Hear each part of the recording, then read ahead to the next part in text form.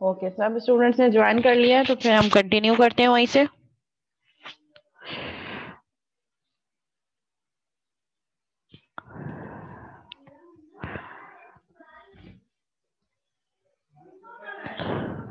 अच्छा, जो past student होंगे वो भी इंटरनल ही होंगे ना, क्योंकि वो उनका पूरा रिकॉर्ड वहां पे स्टोर है एज एन एलएमएनआई।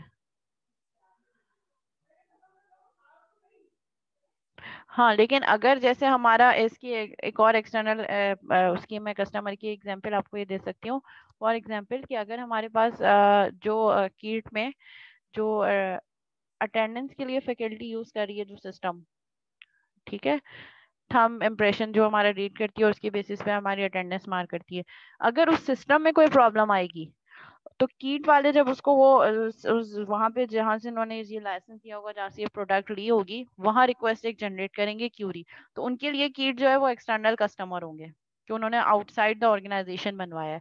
हाँ, अगर विद इन एन ऑर्गेनाइजेशन कोई कीट के स्टूडेंट कोई ऐसा सिस्टम बनाते हैं थंब इम्प्रेशन, तो वो फिर सारे उसके इंटरनल यूजर्स होंगे, क्योंकि वो ऑर्गेनाइजेशन वो जो सॉफ्टवेयर है वो डिजाइन वहां से वहीं हुआ है जहाँ पे उसको रन होना है। तो सारे के सारे कस्टमर इंटरनल होंगे। और अगर हम आउटसोर्स कर रहे हैं, किसी और से बनवा रहे हैं और अपनी ऑर्गेनाइजेशन में यूज कर रहे हैं, तो उसके कस्टमर आउटसाइडर्स होंगे, एक्सटर्नल कस्टमर्स होंगे। जी, जिनको कोई क्यूरी है वो हैंड रेस कर दें। जी अस्सलाम। अस्सलाम वालेकुम मैम। वालेकुम अस्सलाम। मैम अभी आपने अभी कहा था कि जो यूनी के अंदर आ जाएंगे वो इंटरनल में आएंगे और जो बाहर है वो एक्सटर्नल में। हम्म। अभी इसी तरह आपने फिर बाद में एक मिसाल और दी बैंक की, एचबीएल बैंक, जैसे आपने कहा कि हम्म। उसके अंदर जिसका अकाउंट है वो तो मैम इंटरनल के अंदर आने चाहिए ना, वो तो वो हिस्सा बन चुके हैं उस इदारे का। देखो, हिस्सा तो बन गए, बट उसके यूजर्स हैं जो उनकी सर्विसेज को यूज कर रहे हैं, बट उस बैंक का पार्ट नहीं है। जी जी। ठीक है, पीएफ कीट के अगर आप स्टूडेंट हैं तो मैम पीएफ पार्ट तो कीट खिलाएंगे आपकी ना। यूनिवर्सिटी है, आप उस यूनिवर्सिटी के स्टूडेंट हैं। लेकिन यस। जब हम किसी बैंक अकाउंट में अपना अकाउंट बनाते हैं तो उस बैंक में हमारा अकाउंट है, हम उस बैंक के एम्प्लॉय नहीं है। लेकिन आप कीट के स्टूडेंट हैं, लेकिन बैंक जिसका में आपका अकाउंट है उसके आप एम्प्लॉय नहीं है। उस बैंक के एम्प्लॉय उसके इंटरनल मैम यूजर्स हैं, बाकी एम्प्लॉय आप एक्सटर्नल यूजर हैं। अच्छा, एम्प्लॉयर इंटरनल में आ जाएंगे और हम लोग एक्सटर्नल ही खिलाएंगे। जी, क्योंकि आप तो कस्टमर्स है ना, आप तो उनकी प्रोवाइडेड सर्विसेज को यूज कर रहे हैं। Okay, thank you ma'am.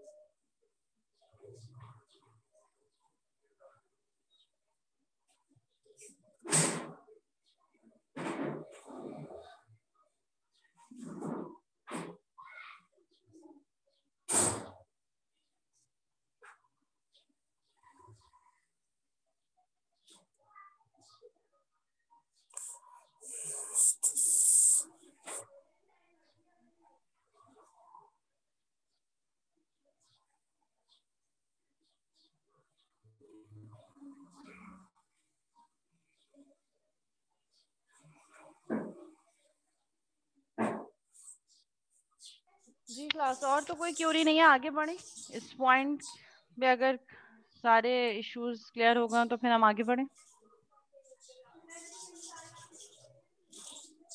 Yes miss. Okay.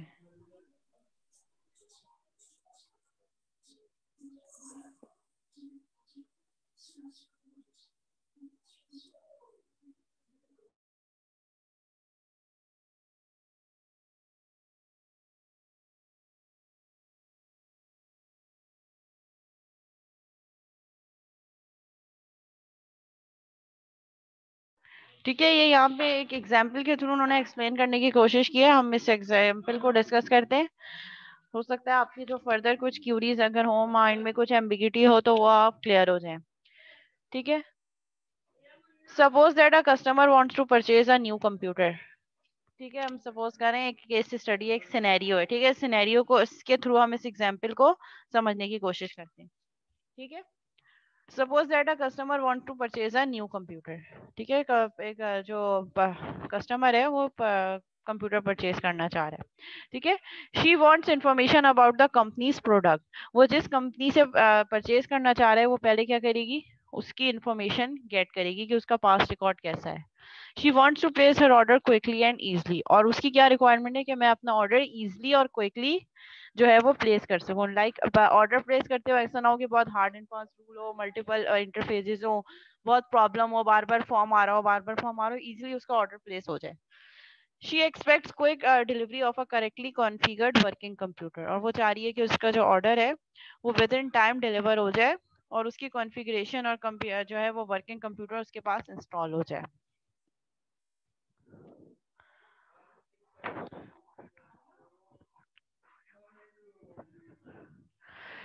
She wants 24 hour customer support for any problems. ठीक है, और उसको क्या चाहिए, 24 आवर सपोर्ट भी चाहिए कि अगर उसको इंस्टॉल करते वक्त, कोई सॉफ्टवेयर इंस्टॉल करते वक्त, इंटरनेट यूज करते हुए अगर उसको कुछ प्रॉब्लम आ रही है तो वो उसको जो है वो क्या कर सके, उसको 24 आवर उसकी सर्विस प्रोवाइड हो, कस्टमर सपोर्ट उसके लिए मौजूद हो। The customer is not concern about how the computer was marketed. ये कस्टमर का कंसर्न नहीं है कि वो कंपनी खुद प्रोवाइड करेगी, किसी और वेयर हाउस में है नहीं है, कहीं और से जो है वो ऑर्डर जो है वो प्लेस करेगी, किसी और से कंडक्ट करेगी, वो सारी चीजें। और how it's component were purchase, उसके डिफरेंट कंपोनेंट्स कहाँ से परचेज हुए, कौन सी जो है वो उसके हैं। ठीक है, वो सारी चीजें। और हाउ इट वाज बिल्ड। ठीक है, वो किस तरीके से बिल्ड हुआ है, डिजाइन कैसे हुआ है, मैन्युफैक्चर क्या हुआ है, कौन कौन से प्रोडक्ट हैं, कौन कौन सी जो है वो डिफरेंट कॉन्फ़िगरेशन किस तरीके से हुई है। और the route the delivery truck took to get to her house, और कौन से रूट जो है वो जो ट्रक है उसने वो यूज किया है। ठीक है, तो ये सारी चीजें हमारे पास क्या होंगी, ये सारी चीजें कस्टमर का इससे कोई कंसर्न नहीं है। उसका ये क्या कंसर्न है कि मैं जो क्यूरी सेंड कर रही हूँ कि मुझे एक प्रोडक्ट चाहिए, एक न्यू कंप्यूटर चाहिए जो जिसका ऑर्डर मैं इजीली प्लेस कर सकूं और मैं उसको इजीली कॉन्फ़िगर कर सकूं और उसकी 24 आवर सपोर्ट अवेलेबल हो मेरे पास। ठीक है, अब उसका ये कंसर्न नहीं है कि वो कैसे मैन्युफैक्चर हो रहा है, वो कैसे असेंबल हो रहा है, वो कहाँ से आ रहा है, कौन से रूट से आ रहा है, जो ट्रक ड्राइवर है वो कौन है, कौन से ट्रक में आ रहा है, कौन सी गाड़ी में आ रहा है, ये उसका कंसर्न नहीं है। ठीक है, उसका कंसर्न वो सर्विस है जो आपकी कंपनी उसको प्रोवाइड कर रही है। अब वो सर्विस आप कैसे प्रोवाइड कर रहे हैं ये उस कस्टमर का कंसर्न नहीं है। Suppose the customer computer is damage during shipment. अब क्या हुआ कि कस्टमर का कंप्यूटर ड्यूरिंग शिपमेंट, यानी कि जब वो शिपमेंट हो रही थी कस्टमर का वो कंप्यूटर डैमेज हो गया। ठीक है, शिपमेंट होते वक्त सेवरल फंक्शनल एरियाज। अब इस चीज में several functional areas, CRM, MS, आपका maintenance and support department are involved in repair and return of the computer. The handling of the repair is a business process. तो वो जो हैंडलिंग है repair की वो इटसेल्फ एक बिजनेस प्रोसेस है। उस कंप्यूटर सिस्टम को कस्टमर तक पहुंचाना भी एक बिजनेस प्रोसेस है। और पहुंचाते टाइम अगर वो शिपमेंट के दौरान डैमेज हो गई वो चीज, वो प्रोडक्ट, तो फिर उसमें फिर दोबारा से वो वापस जाएगी आपके ऑर्गेनाइजेशन में। सीआरएम, कस्टमर रिलेशनशिप मैनेजमेंट वाला डिपार्टमेंट जो है इन्वोक होगा कि किस तरीके से कस्टमर को सेटिस्फाई करना है, उसको क्या रिस्पॉन्ड देना है, कितना टाइम लेना है उससे, कितना डिले बताना है उसको। ठीक है, किस तरीके से कम्युनिकेट करना है। और मेंटेनेंस एंड सपोर्ट डिपार्टमेंट उसको रिपेयर करेगा। तो इन सारी चीजों में जो आप ऑपरेशंस परफॉर्म करेंगे, जो जो सारी हैंडलिंग होगी, that is called the business process. A successful customer interaction is one in which the customer is not required to interact with each business function involved in the process. यहाँ पे एक good approach ये होगी कि customer को हर department में अलग अलग कॉल करके ना पूछना पड़े. मेंटेनेंस एंड जो है वो सर्विस वाले डिपार्टमेंट को, सपोर्ट डिपार्टमेंट को भी वो कॉल करके पूछे, फिर वो जो है टेस्टिंग वालों को भी पूछे, एक एक से ना पूछे. एक सेंट्रलाइज सिस्टम हो जिसमें वो अपनी क्यूरी फॉरवर्ड कर दे और आपको वो सेंट्रलाइज सिस्टम कंसर्न डिपार्टमेंट को वो क्यूरी फॉरवर्ड करे और उसका रिस्पॉन्ड कस्टमर को शो हो जाए. So good approach is that कि आपके पास कस्टमर इंटरेक्शन जो है ऐसी हो जिसमें उसको हर पर्टिकुलर बिजनेस एरिया से कम्युनिकेट ना करना पड़े. ठीक है, तो ये एक सिनेरियो है. Successful business managers view their business operations from the perspective of a satisfied customer. वो कह रहे हैं कि सक्सेसफुल बिजनेस मैनेजर वही होते हैं जो अपने बिजनेस ऑपरेशंस को अपने माइंड से नहीं बल्कि कस्टमर के पर्सपेक्टिव से देखें कि कस्टमर उस प्रोडक्ट को या उस सर्विस को लेकर कितना सेटिस्फाई है. उसी की बेसिस पे बिजनेस मैनेजर ये चीज डिसाइड करे कि अदर वो प्रोडक्ट या हमारी कंपनी की या जो ऑर्गेनाइजेशन की जो सर्विसेज प्रोवाइड हैं वो सेटिस्फैक्ट्री हैं या नहीं है. अपने एंड से नहीं करे बल्कि कस्टमर के एंड से करे कि कस्टमर क्या सोच रहा है.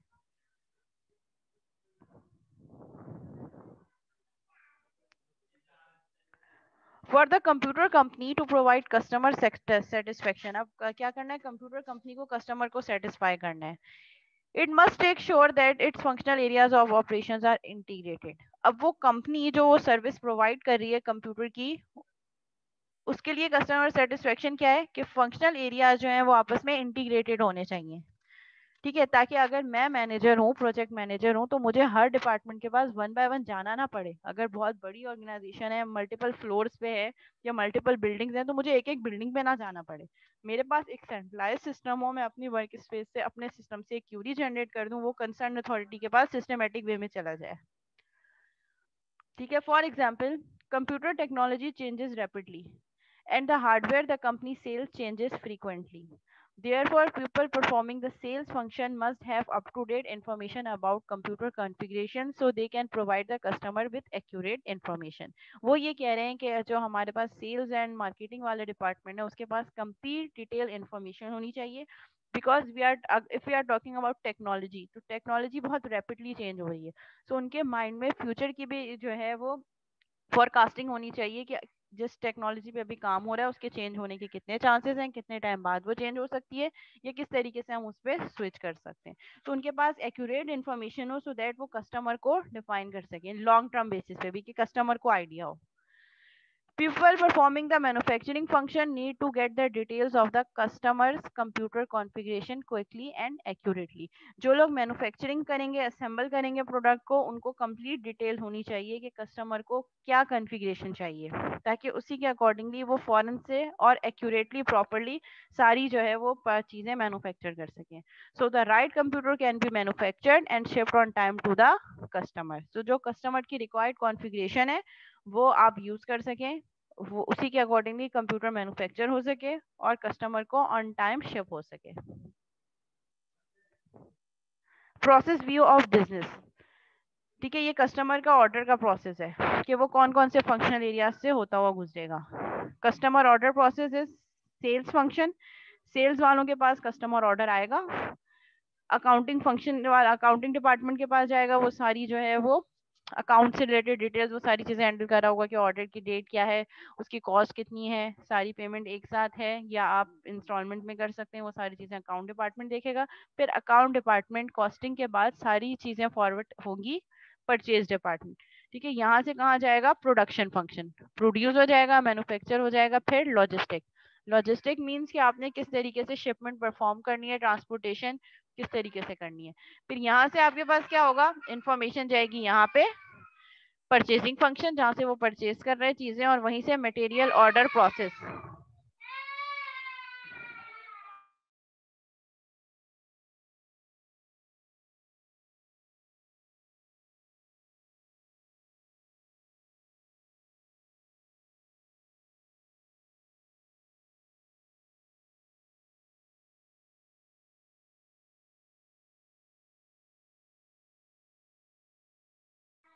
ठीक है, वंस अकाउंट डिपार्टमेंट से प्रोडक्शन डिपार्टमेंट के पास ऑर्डर गया, लॉजिस्टिक के पास गया, फिर वहाँ सॉरी पहले प्रोडक्शन फंक्शन के पास गया, प्रोडक्शन फंक्शन चेक करेगी परचेसिंग फंक्शन की। अगर तो उसके पास प्रोड्यूस हो रहा है तो ठीक है, अगर उसको इटसेल्फ उनके पास अवेलेबल नहीं है, कहीं से परचेज करना है, तो वो यहाँ जाएगा।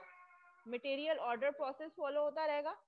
और मटेरियल ऑर्डर प्रोसेस मतलब अगर वो चीज उनके पास इन हाउस अभी मौजूद नहीं है और उनको किसी और से परचेज करना पड़ेगा, तो फिर मटेरियल ऑर्डर प्रोसेस, यानी कि फिर वो वही मटेरियल ऑर्डर करेंगे किसी और कंपनी को जो उनको प्रोवाइड करेगी। फिर वो ये चीज इसी तरीके से फॉलो होती रहेगी। इसमें लॉजिस्टिक भी अप्लाई होगा। वो चीज जब ट्रांसफॉर्म हो जाएगी, प्रोडक्शन प्रोड्यूस हो गया, उसके बाद फिर दोबारा अकाउंट के पास डिटेल जाएगी और फिर कस्टमर का ऑर्डर प्रोसेस हो गया।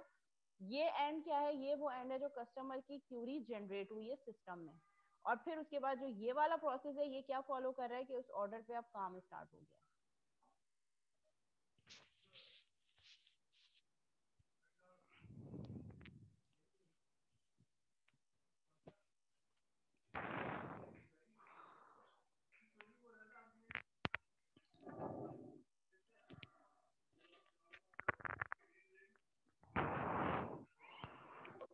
जी हतीम, क्या क्वेश्चन है?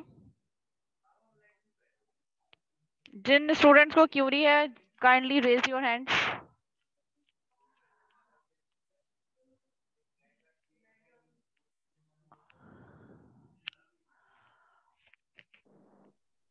जी मिस हतीम। मैं ये मिस आप ये दोबारा से समझा देंगे ये वाला, ये मतलब सेल वगैरह का, मुझे थोड़ा सा मैं कंफ्यूज हो रहा हूँ इसमें जरा सा ना। ठीक है, मैं रिपीट कर देती हूँ। ठीक है, ये इन्होंने प्रोसेस व्यू बताया है कि जब आपकी कोई भी रिक्वेस्ट जनरेट होती है तो उस रिक्वेस्ट का प्रोसेस व्यू क्या होता है। ठीक है, किसी भी बिजनेस में जब कोई रिक्वेस्ट थ्रो होती है कस्टमर की थ्रू तरफ से, तो वो रिक्वेस्ट कहाँ कहाँ किन किन डिपार्टमेंट में किस सीक्वेंस में जाती है। ठीक है, तो सबसे पहले वो रिक्वेस्ट सेल डिपार्टमेंट के पास जाती है। ठीक है, जो सेल आउट कर रहा होता है फंक्शनैलिटी, जो मार्केटिंग एंड सेल डिपार्टमेंट होता है, उनके पास रिक्वेस्ट सबसे पहले कस्टमर जो ऑर्डर जाएगा सबसे पहले यहाँ से इनिशिएट होगा। यहाँ से इनिशिएट होने के बाद फिर वो ऑर्डर जाएगा अकाउंट डिपार्टमेंट के बाद। ये हमने डिफरेंट बिजनेस एरिया से भी डिस्कस किए थे ना, sales and marketing, accounting, purchasing and production, supply chain management and logistic. ठीक है, सो फिर हमारे पास जब इंफॉर्मेशन कहाँ आएगी,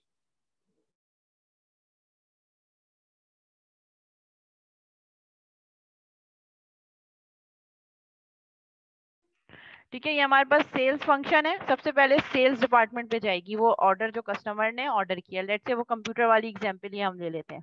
ठीक है, कि उसको कंप्यूटर असेंबल चाहिए तो वो सेल्स डिपार्टमेंट के पास वहीं से ऑर्डर जनरेट होगा। ठीक है, उसके बाद नेक्स्ट वो जाएगा अकाउंटिंग डिपार्टमेंट के पास, ताकि अकाउंट्स वाले सारे जो है वो कॉस्टिंग बजटिंग सारी कैलकुलेशन कर लेंगे, कितनी कॉस्ट आएगी, कितना बजट होगा, सब चीजें। ठीक है, उसके बाद अकाउंट डिपार्टमेंट से वो क्यूरी कहाँ जाएगी? प्रोडक्शन फंक्शन के पास।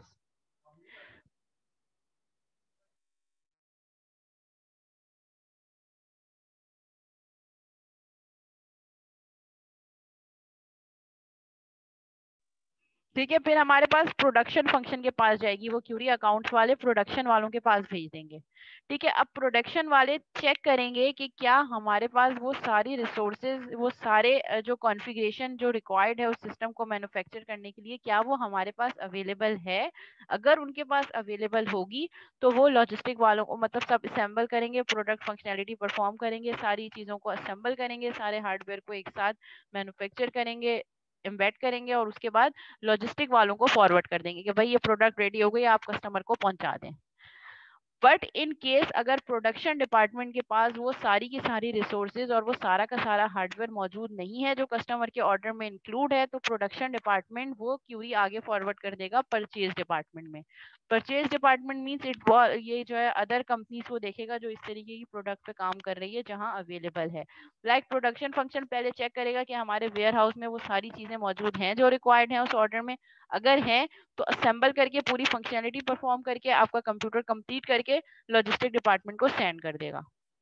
और आगे आपके पास अकाउंट वालों के पास भी एक इन्फॉर्मेशन चली जाएगी कि ये चीजें हैं, ये हार्डवेयर है, इसकी इतनी कॉस्ट है, इसकी इतनी कॉस्ट है, इसकी असेंबलिंग कॉस्ट इतनी है, रिसोर्सेज को हमें इतनी कॉस्ट देनी है, तो वो सारी रिकॉर्ड अकाउंट वाले के पास चला जाएगा।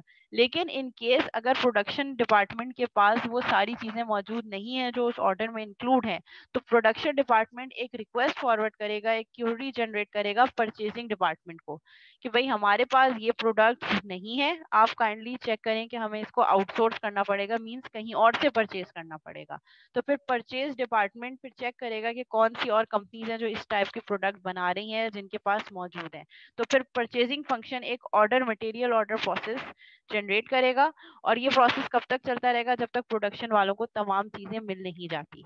तमाम चीज़ें मिल गई, उसके बाद सारी इन्फॉर्मेशन अकाउंट फंक्शन में, अकाउंट ऑफिस में जाएगी, लॉजिस्टिक में चली गई, लॉजिस्टिक वाले ट्रांसपोर्टेशन, कस्टमर का एड्रेसेस, बिलिंग, सब चीज़ें होंगी और वो शिप कर देगा कस्टमर के पास। तो ये पूरा एक साइकिल है जो बता रहा है कि कस्टमर ऑर्डर जब जनरेट होता है तो वो किन किन फेजेस से होकर गुजरता है। अब क्लियर हो गया?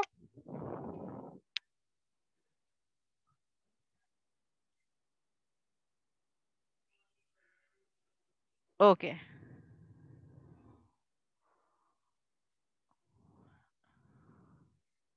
अब मैं अटेंडेंस ले लेती हूँ। ठीक है, फिर मीटिंग एंड होती है तो हम 20 मिनट्स का ब्रेक ले लेते हैं।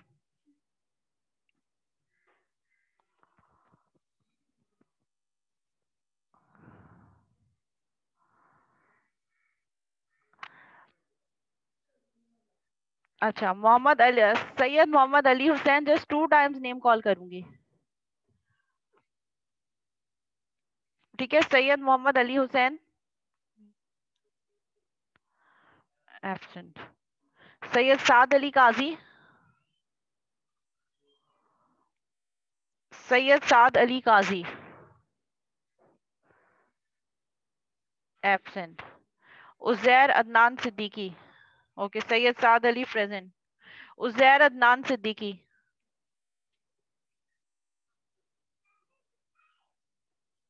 Uzair Adnan Siddiqui present.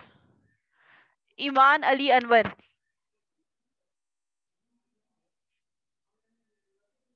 Okay. Mohammad Hatimuddin,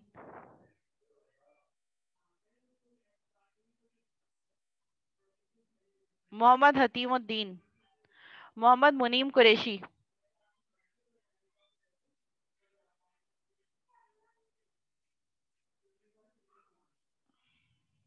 Mohammad Daniyal,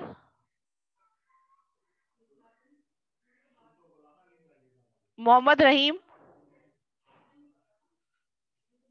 Mohammad Subhan Alvi, Abdul Rafay Khan, Abdul Rafay Khan,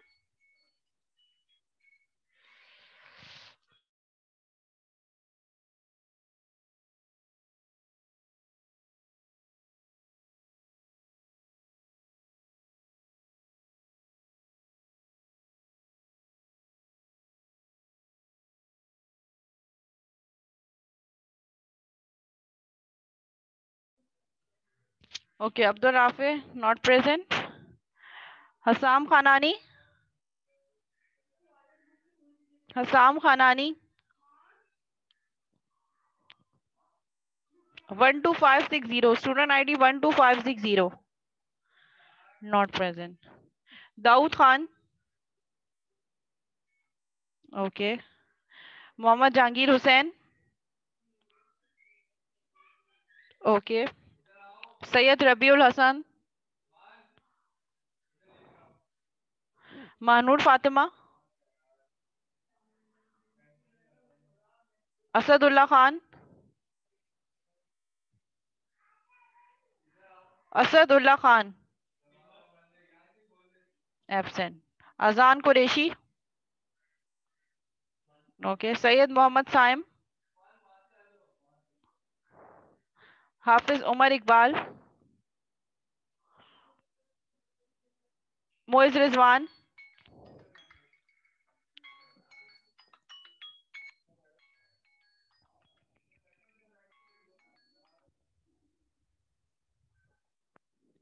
not present. Moiz Rizwan, oh sorry, present. Syed Hadiur Rahman, okay. Mohammad Aun Ali, Mohammad Hamza, Syed Faizan Ali, Syed Faizan Ali absent. Hafiz Abdul हसीफ, okay present. Uwais Hussain. Okay. Hanzala Shakeel. Mohammad Sumer.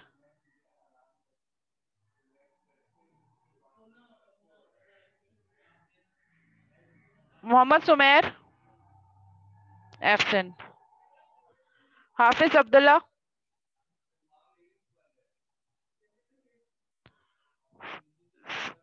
Syed Mohammad Ibrahim.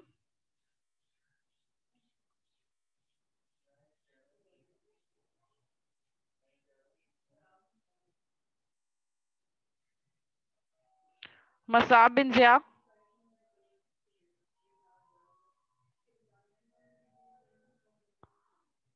तला Hassan. Habibullah Noor. Munibur Rahman. Mahnoor Khan. Mohammad Ibrahim. Mohammad Mohtasham. Mohammad Mohtasham okay present. Mohammad Hassan Khan. Juis Mushir. Syed Uzair Jafri. Usama. Mohammad Subhan. 13083 Mohammad Subhan.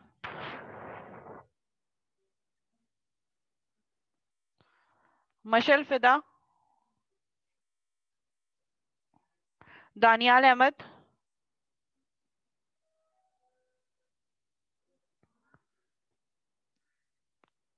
Tahreem Fatima. Abdul Rafi Siddiqui.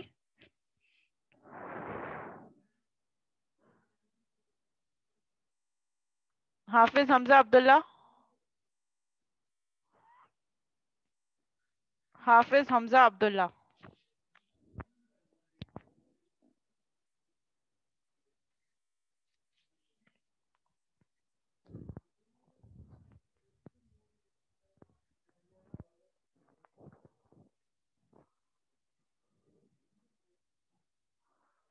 Okay anyone else जिसका नेम कॉल नहीं हुआ?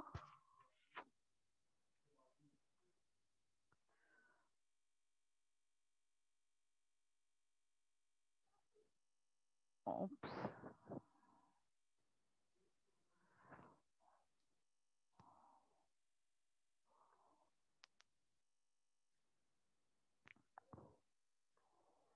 मोहम्मद हाशिर 11872।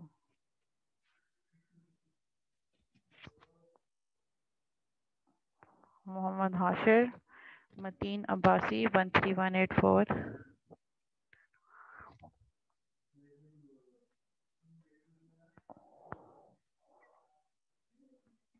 13201 शहबाज इलियास।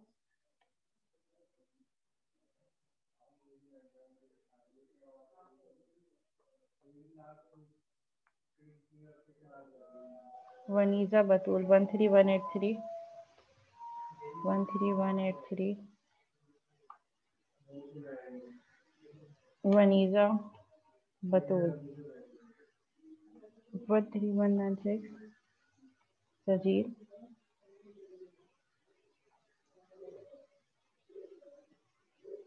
13204। दानियाल।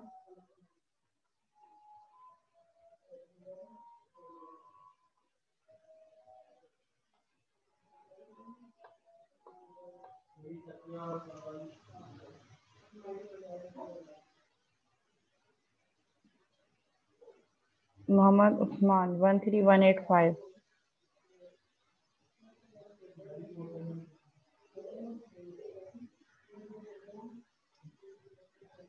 मोहम्मद उस्मान ठीक है, जिन लोगों के नेम मिसिंग थे मैंने उनके नेम ऐड कर दिए। मोहम्मद हाशिर 11872, मतीन अब्बासी 13184, शहबाज इलियास 13201, 13183, वनीजा बतूल 13196, सजील 13204, दानियाल 13185, मोहम्मद उस्मान। इसके अलावा कोई और जिसका नेम कॉल नहीं हुआ हो?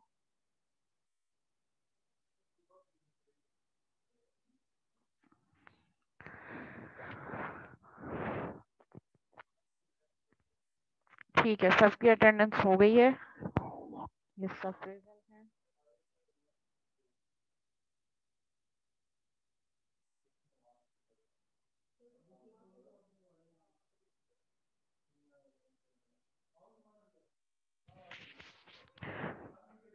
ठीक है, अब 9 मिनट्स है हमारे पास मीटिंग एंड होने पे। 9 मिनट्स में हम थोड़ा सा पढ़ लेते हैं, फिर उसके बाद ब्रेक पे जाएंगे। जी आशिर एंड हतीम, क्या प्रॉब्लम है?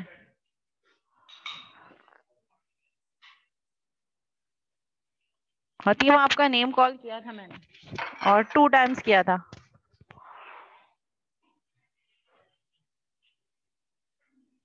जी आशिर।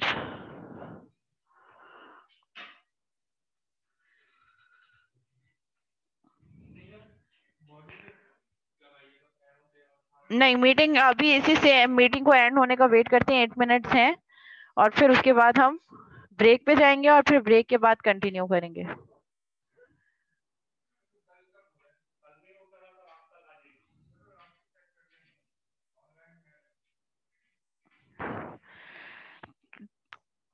ठीक है, ये हमने प्रोसेस व्यू देखा था, इस प्रोसेस व्यू को और हम कंटिन्यू कर लेते हैं। ठीक है, इसमें कोई क्वेश्चन तो नहीं है? क्लास कुछ पूछना तो नहीं है?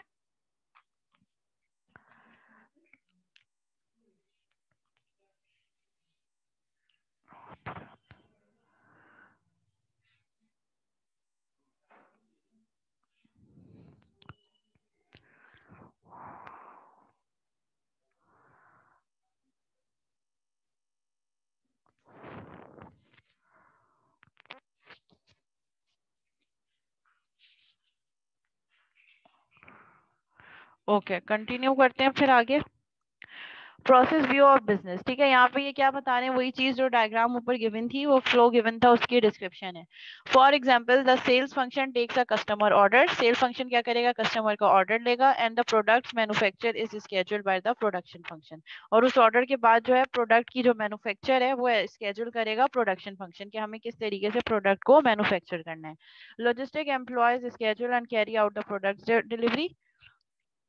ठीक है, लॉजिस्टिक के एम्प्लॉय क्या करेंगे? वो स्केड्यूल करेंगे कि कब, कहाँ और कैसे प्रोडक्ट को डिलीवर करवाना है। ठीक है, ट्रांसपोर्टेशन से रिलेटेड सारी चीजें लॉजिस्टिक में आएंगी।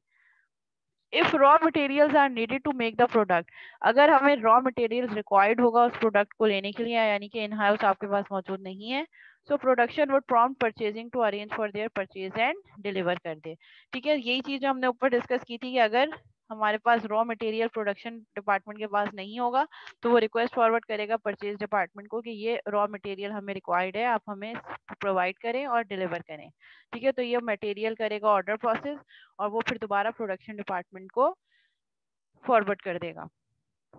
In that case logistic would receive the material. इस केस में भी लॉजिस्टिक इन्वॉल्व होगा, क्योंकि परचेज डिपार्टमेंट जहां रिक्वेस्ट करेगा वहां से उस रॉ मटेरियल को प्रोडक्शन तक पहुंचाने की रिस्पॉन्सिबिलिटी भी लॉजिस्टिक की होगी। सो लॉजिस्टिक वाला डिपार्टमेंट फिर से इन्वॉल्व होगा इन केस अगर आप कहीं बाहर से रॉ मटेरियल परचेज कर रहे हैं तो। वही चीज जो हमने अभी पढ़ी थी। Logistic would receive the material, verify its condition to accounting, और अकाउंटिंग को भी एक रिक्वेस्ट फॉरवर्ड कर देगा कि ये चीजें, ये आइटम्स, ये रॉ मटेरियल हमने परचेज किए हैं, so that the vendor could be paid, so that जो वेंडर है जिसने आपको वो रॉ मटेरियल परचेज किया आप उसको पे कर सकें। And deliver the goods to production, और जो भी रिक्वायर्ड मटेरियल होगा वो डिलीवर हो जाएगा प्रोडक्शन डिपार्टमेंट को। Through out accounting would keep appropriate transaction record, और इन सारे प्रोसेस में accounting department through out involve रहेगा और आपके ट्रांजेक्शन का रिकॉर्ड रख रहा होगा, साथ साथ चीजों को अपडेट कर रहा होगा ताकि हर चीज अपडेट होती रहे।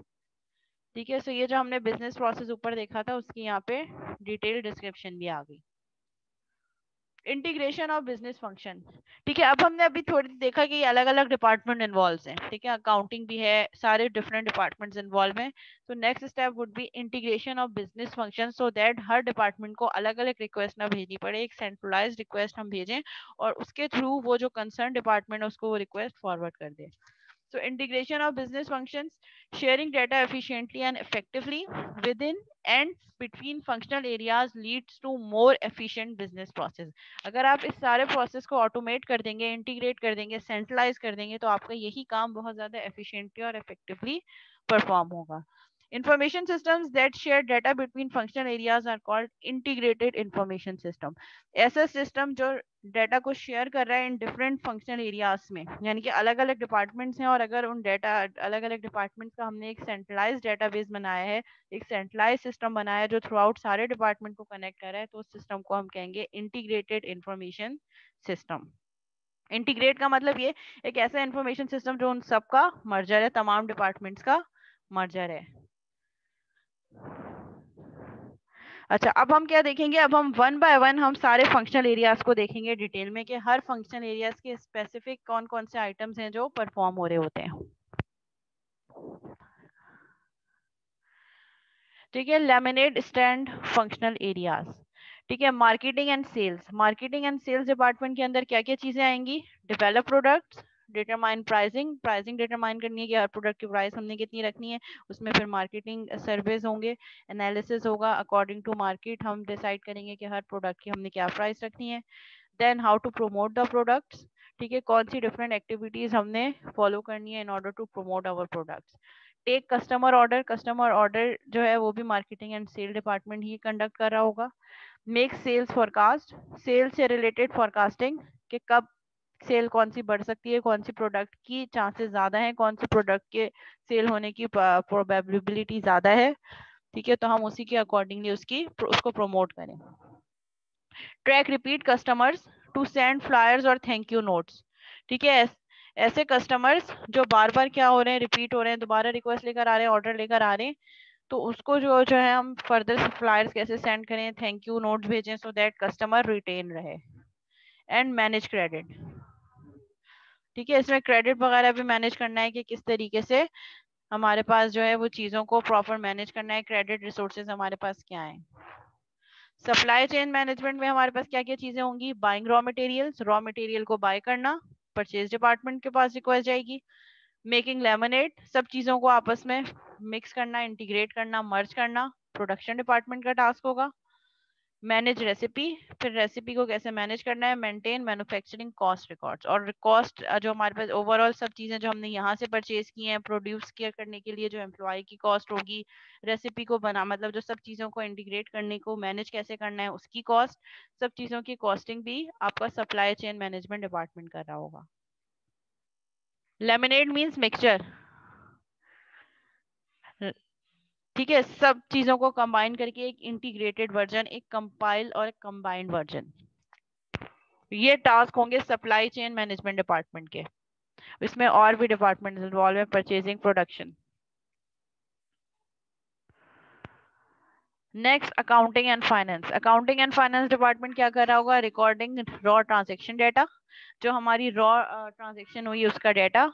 रॉ ट्रांजेक्शन मीन्स कितनी सेल हो चुकी है, रॉ मटेरियल जो हमने परचेज किया उसकी सारी इंफॉर्मेशन बिलिंग परस्पेक्टिव से, पेरोल जनरेट करना है एम्प्लॉय का, कितने एम्प्लॉय को कितना पे करना है, cash receipts, provide data for sales forecasting, वही डेटा प्रोवाइड करना जितनी सेल हो चुकी है उसकी बेसिस पे, सो दैट फ्यूचर फोरकास्टिंग हो सके। Credit management, cash management, account payable कितना है, अकाउंट रिसीवेबल कितना है, कितनी ऐसे हैं जिनको हमने पे करना है, कितने लोग ऐसे हैं, कंपनीज ऐसी हैं जिनसे हमने रिसीव करना है। So that all comes under the accounts and finance department. Meeting and होने वाली है, 20 मिनट्स का ब्रेक लेंगे, आफ्टर 20 मिनट दोबारा कंटिन्यू करेंगे। 2:25 हो रहा है, हम 2:45 पे इंशाल्लाह दोबारा कंटिन्यू करेंगे। ठीक है, मीटिंग आईडी यही सेम रहेगी, 15-20 मिनट के ब्रेक के बाद हम दोबारा कंटिन्यू करेंगे।